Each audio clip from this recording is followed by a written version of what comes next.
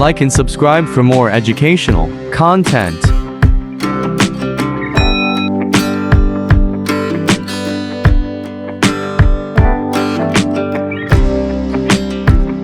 Hello friends, dairy accounts વાલામાં આપ લોકોનું હાર્દિક સ્વાગત છે.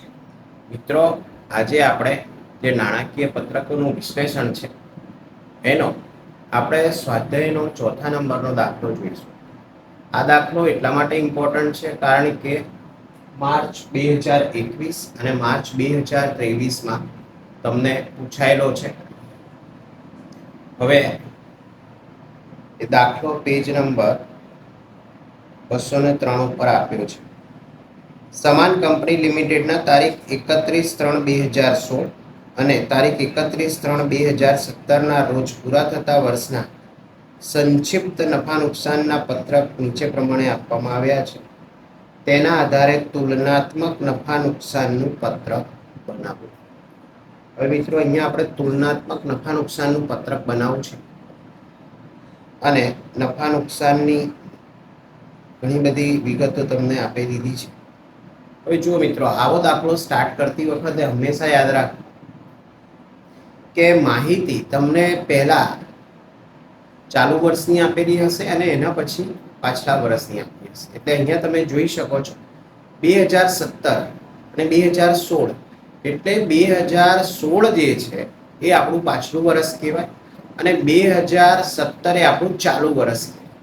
એટલે ટૂંકમાં જે નવું વર્ષ હોય, લેટેસ્ટ વર્ષ હોય, એને જ આપણે ચાલુ વર્ષ કહીશું અને જે પાછલા વર્ષની માહિતી છે એને આપણે પાછલું વર્ષ તરીકે લખીશું. હવે મિત્રો, અહીંયા 3 જ વિગત આપેલી છે. એ વિગતના આધારે આપણે આગળ વધીએ. સૌ પ્રથમ તો આપણે હેડિંગ નાખવાનું રહેશે. સમાન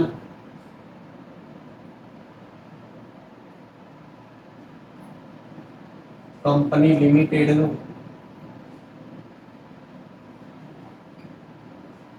વર્ષ 31/3/2016 અને 31/3/2017 નું નફા નુકસાનનું તુલનાત્મક પત્રક. નફા નુકસાનનું તુલનાત્મક પત્રક એવું લખીએ. હવે સૌ પ્રથમ વિગત આપી છે વેચાણની ઉપજ.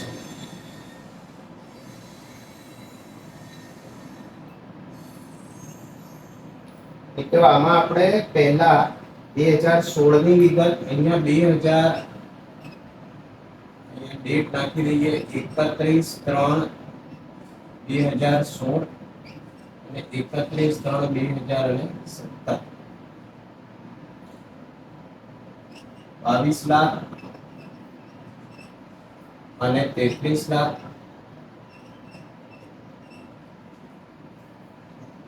પછી અન્ય આવકો તમને આપેલી છે. અન્ય આવકો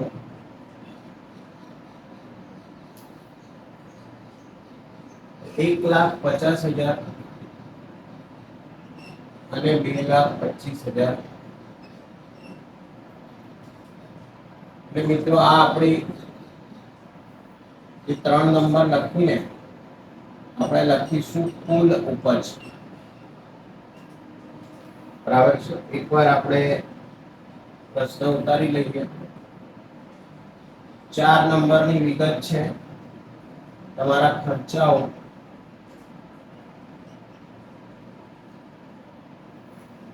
ખર્ચાઓ તમને 15,40,000 અને 23,76,000 આપેલા છે. હવે કુલ ઉપજમાંથી આપણે ખર્ચાઓ બાદ કરીશું એટલે આપણને કરવેરા પહેલાનો નફો મળશે.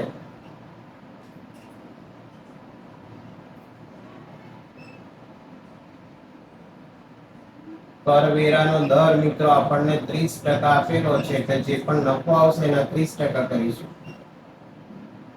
અને આ આપણો જવાબ રહેશે કરવેરા પછીનો નફો.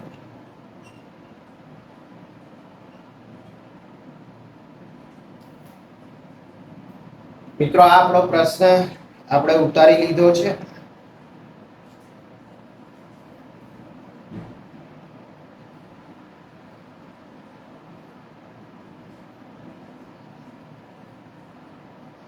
હવે આપણે કેલ્ક્યુલેટર કાઢી લઈએ. મિત્રો સૌથી પહેલા આ 22 લાખ અને 11 લાખ એટલે અહીંયા આપણને રકમમાં વધારો થયો છે મિત્રો. 11 લાખ રૂપિયાનો વધારો થયો એ આપણે લખી દઈશું.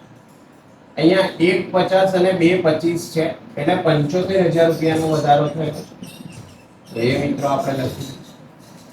હવે આ જે 11 લાખની રકમ છે મિત્રો એને આપણે જે વધારો કે ઘટાડો છે તેને આપણે આ રકમને પાછલા વર્ષની રકમ સાથે સરખાવવાનું છે. એટલે 11 લાખ ભાગ્યા 22 લાખ, 11 લાખ ભાગ્યા 22 લાખ ગુણ્યા 100 એટલે આ રકમ મિત્રો 50% આવશે. મિત્રો આ ગણતરી કરવી એ જરૂરી નથી, પરંતુ તમને સમજ આવે એટલા માટે મેં આ ગણતરી કરેલી છે. હવે આવી જ રીતે 75000 ભાગ્યા 1.5 લાખ એટલે અહીં પણ જવાબ આપણો 50% આવશે.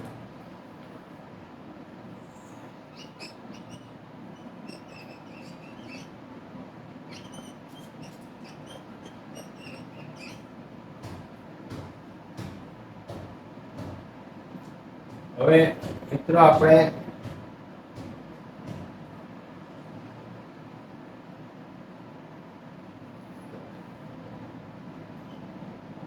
11,75,000. હવે મિત્રો આની ખૂબ જ સહેલી રીત છે કે 3 0 અને 3 કોમન 0 કાઢી નાખવાના અને એના સિવાયનો ભાગ કરી દેવાનો. એટલે 11,75 ભાગ્યા 23,50 કરશો એટલે 50% તમને જવાબ મળશે. હવે મિત્રો આપણને કુલ ખર્ચા જે આપ્યા છે એ કુલ ખર્ચા જોઈ લઈએ. 23,76,000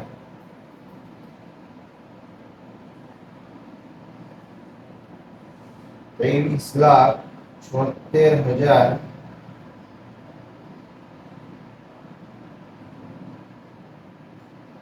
23,76,000 માઇનસ 15,40,000 એટલે 8,36,000 જવાબ મળશે આપણને. હવે આ 8,36,000 ને મિત્રો આપણે અહીંયા સરખાવીશું એટલે 836 ભાગ્યા 1540 એટલે આ 54% મિત્રો જવાબ. હવે મિત્રો આ રકમ આપણે શોધી નાખીએ. 23,50,000 માઇનસ 15,40,000 એટલે 8,10,000. અહીંયા 35,25 માઇનસ 23,76,000 એટલે 11,49,000. 11,75,000 માઇનસ 8,36,000 એટલે 3,39,000. હવે 3,39,000 ને મિત્રો આપણે 800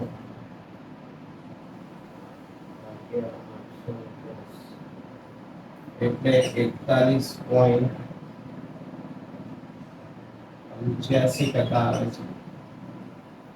હવે આના 30% આપણે કરીશું. 8,10,000 ના 30% અને 2,43,000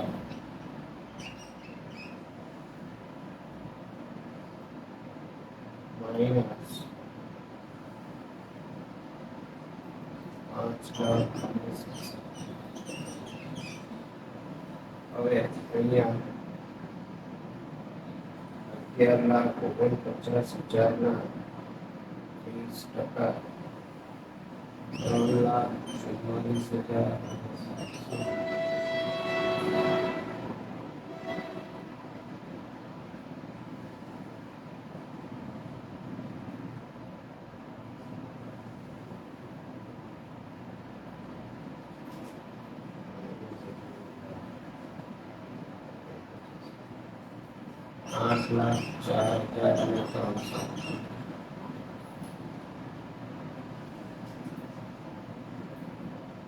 ₹8,04,300.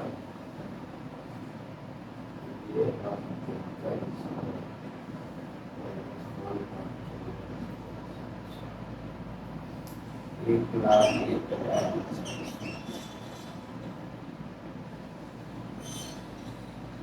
1,01,700.